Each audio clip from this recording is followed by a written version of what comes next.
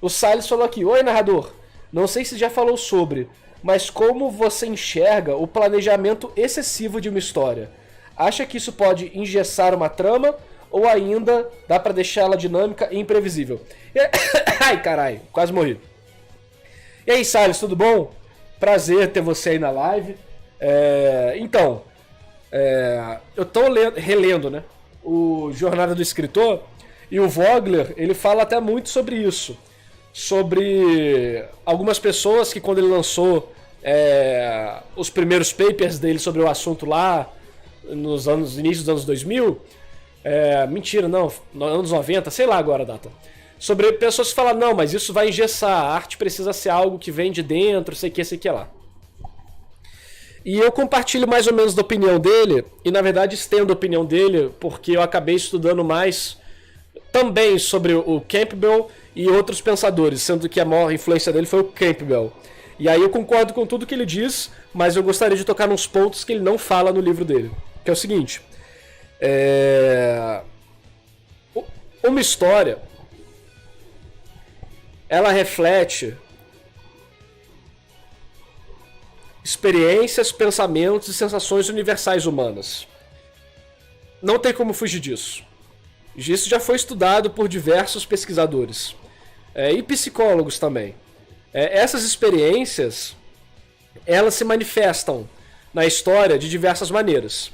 Conforme o tempo passou e nossos ancestrais descobriram que a melhor maneira de se ensinar algo, transmitir uma informação, era através de uma história, porque a origem das histórias é passar informação para a geração seguinte. E isso é algo muito difícil de fazer. Se você fala para uma criança não entrar na floresta de noite, ela vai entrar na floresta de noite. Mesmo sabendo que é errado. Mas se você conta uma história, tipo a Chapeuzinho Vermelho, e ela deriva o significado sozinha de que aquilo é perigoso, essa é uma lição muito mais importante. Então, os nossos antepassados descobriram que contando a história e fazendo com que a pessoa derivasse o significado sozinho, a mensagem tinha muito mais impacto. E conforme o tempo passou, as histórias foram refletindo em todas as culturas diversas etapas naturais da vida de uma pessoa, que são representadas de maneira simbólica, filosófica e abstrata.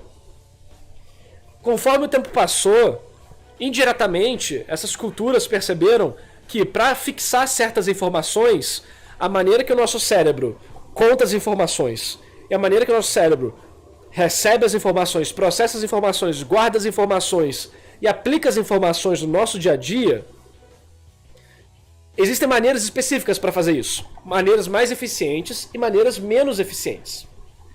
E, atualmente, a partir dos estudos de diversos pesquisadores, compilados principalmente pelo Campbell e depois decifrados pelo Christopher Vogler, a gente conseguiu pegar as regras narrativas dramáticas de como fazer isso funcionar. Só que essas regras, elas não engessam a sua história. Muito pelo contrário. Elas são um guia para fazer com que a mensagem que você queira passar seja muito mais impactante para o leitor.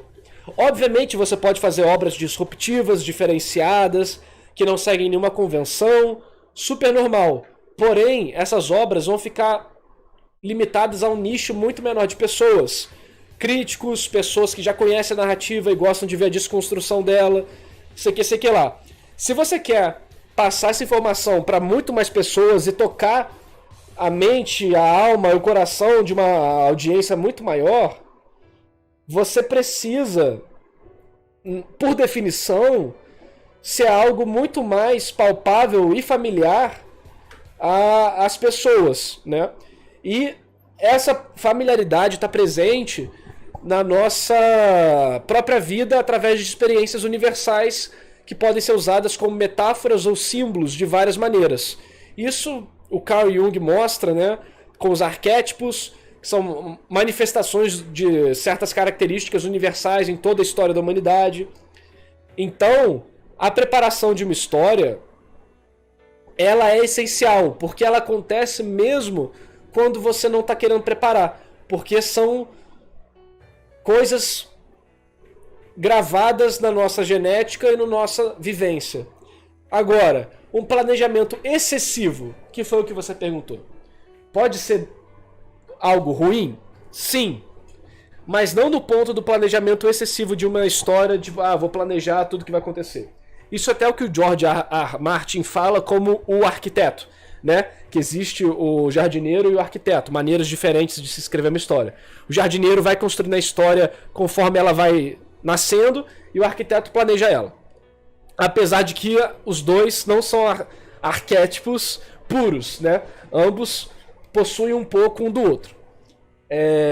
O negócio é o seguinte: uma história ela tem que ter alma, obviamente, né? Isso que a gente chama, esse conceito abstrato da história ter alma e não ser algo frio e padronizado. E disso vem como é que a gente tem alma na história. A gente vê a alma da história a partir da perspectiva do autor, da maneira com que ele brinca com a história e de como ele faz aquela história ter emoção. E existe técnica para isso, tá? Não podemos nos iludir falando que não tem. Então, a preparação sim existe, é importante. O que eu acho que é negativo no exagero da preparação vem em outro aspecto. Vem no aspecto do autor escrevendo a história e não da história em si. Por quê? Nada é perfeito. Ponto. E essas imperfeições, muitas vezes, podem se tornar, de certa maneira, a marca ou a essência daquela história. Porque o cara quebrou uma regra aqui, usou a parada de outra maneira ali, teve uma dificuldade para trabalhar dessa maneira, então ele trabalhou de outra maneira, de outra técnica, e fez uma junção diferente, e por aí vai. Quando você tenta ser perfeccionista, eu falo disso até no meu vídeo do canal secundário. Quem não é inscrito no canal secundário, se inscreve lá depois. Grimório do Narrador. Caralho, tá alta a música. Pra mim, pelo menos, tá alta. Deixa eu baixar aqui.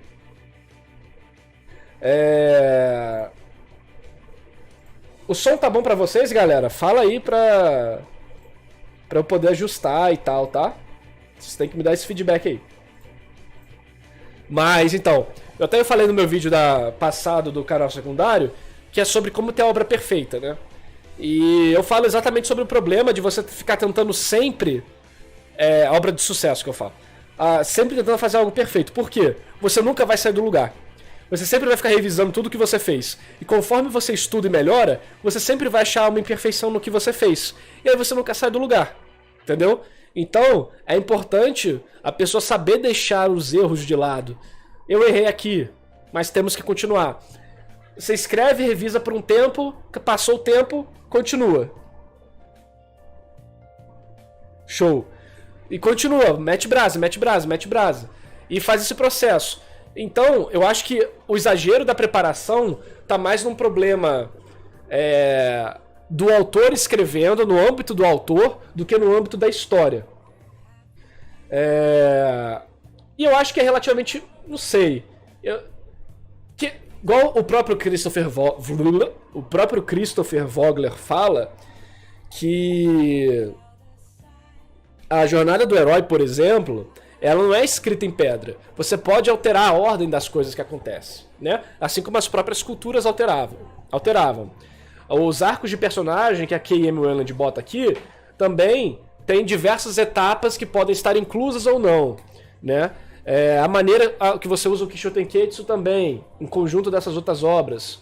Ou como você faz o estilo de apresentação do personagem, igual o Luiz Antônio de Assis Brasil fala no Escrever Ficção. Enfim, tem tanta variável que a combinação de todas elas criam infinitas possibilidades. Porque não só existe uma variação técnica, que já é infinita, como também existe uma variação temática, né? E uma variação simbólica. Então, não existe fim para as histórias. Porque, além de tudo isso, existe a variabilidade de conexão entre o leitor e a obra, e existe também a variabilidade de interpretação. Também. Mesmo que a pessoa se conecte com uma obra, várias pessoas, elas podem entender a obra de maneira diferente. Porque isso é derivado do conhecimento, da experiência pessoal de cada um. Então, são tantas variáveis no mundo da escrita que eu acho que você tentar fazer uma história by the book, uma história certinha, não vai gerar algo ruim. Porque por mais que seja algo que pra alguém mais acostumado seja muito básico, sempre vai ter um novo fluxo de pessoas que não são familiarizados com aquilo. E aí vão ler e vão gostar. Porque o básico, ele é básico por um motivo, porque ele é bom, efetivo e tem um bom custo-benefício, né? Então, eu não sou do time que fala que a arte é 100% derivada do âmago do artista. E que não pode ter restrição, não pode seguir regra. Porque como até o próprio Christopher fala no livro, se você por definição fala que não segue nenhuma regra e nenhuma convenção, você tem uma regra. Porque conforme as convenções e regras populares forem mudando, você ativamente vai fazer algo contra essas regras. Então é um processo de criação também. Então eu acho que no final